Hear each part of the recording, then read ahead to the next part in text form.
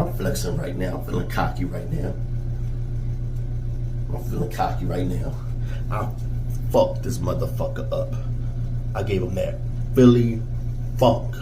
I fucked him all the way up.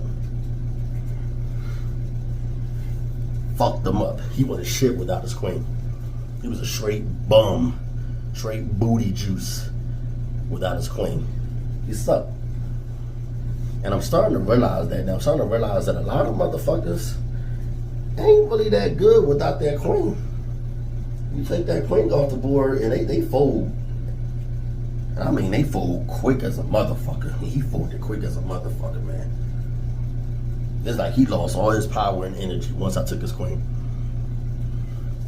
A lot of motherfuckers, they don't know how to play without a queen. They don't know how to set you up. They don't know how to maneuver their pieces and put their pieces in the right spots to get advantages in games.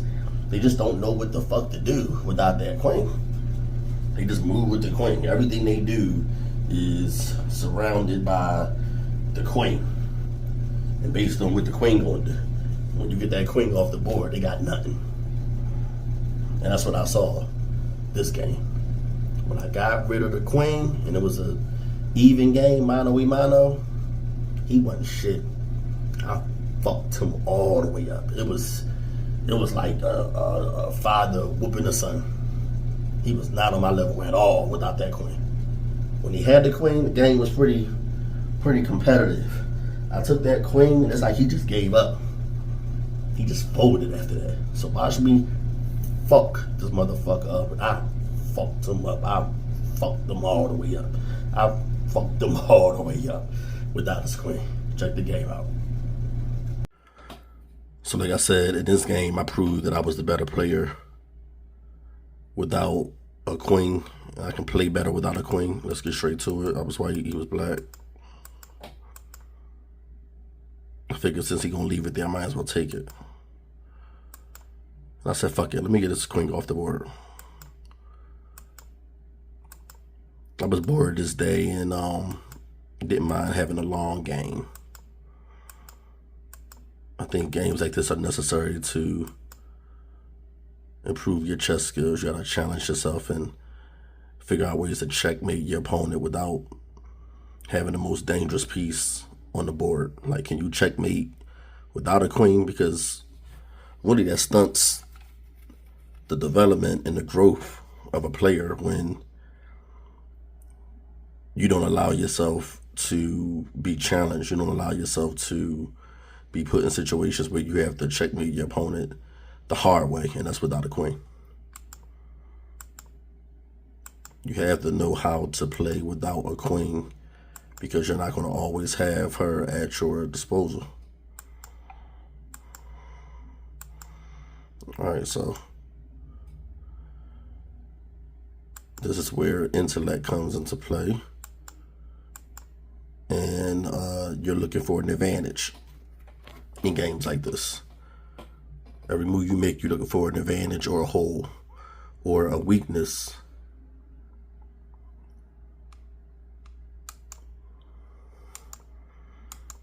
So I was like, let me get up here, but then I think, so he's attacking the bishop now. So I was like, let me move the bishop back. And then he moved there, and he's attacking my bishop again. And I said, you know what? I just got to get this knight out here. Let me just get this knight out here because he causing too many problems.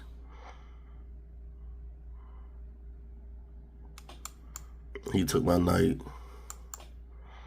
I moved my pawn up to cause some trouble, threaten his bishop. He backs up. I said, let me just take that bishop, get that bishop out the board, off the board. He take back. And I like my position at this point. I'm like, all right, now I got a free pawn threatening his knight, but first I got to handle this situation.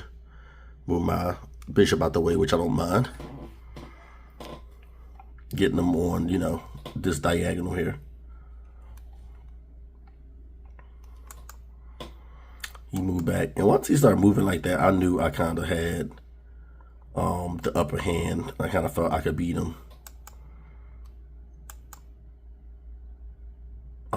yeah, I seen that pawn hanging there.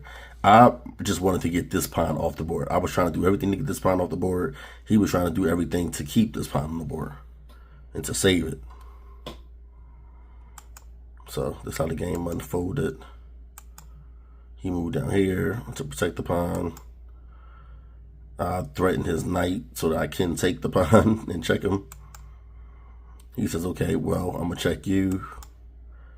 I moved over here. And he, once again, is trying to delay the inevitable. And that's me taking this pawn here. But I think at this point he realized that it was a goner.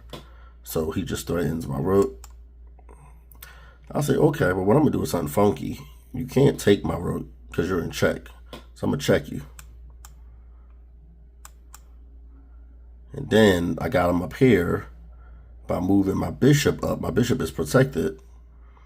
I'm checking him. He got to move out the way. And he can really only move right here or right here, I think. Yeah, those are only two places he can move. So he was fucked. I was really fucking him up towards the end of this game. And I knew I had him after this. Even if I didn't checkmate him, I knew I was going to checkmate him because the bishop here, I just got too many attackers. Like the bishop right here, I could move this pawn up and get this bishop up here to attack this diagonal. This bishop already attacking this diagonal. My rook got this whole file closed off. This rook got this whole file closed off. So I'm good enough of a player to checkmate my opponent with this many weapons without a queen. I don't need a queen. But yeah, pretty close game when he had his queen, but after he lost his queen, he just got fucked. He got fucked. Couldn't play without his queen. And that's when he resigned. I was ready to take that rook. That was going to be check. I had quite a few options, actually. I could have checked them with the bishop. I had a lot of options. Then moved over. If he moved up here, I could have moved over here. Yeah, I was going to really fuck him up. I fucked him up.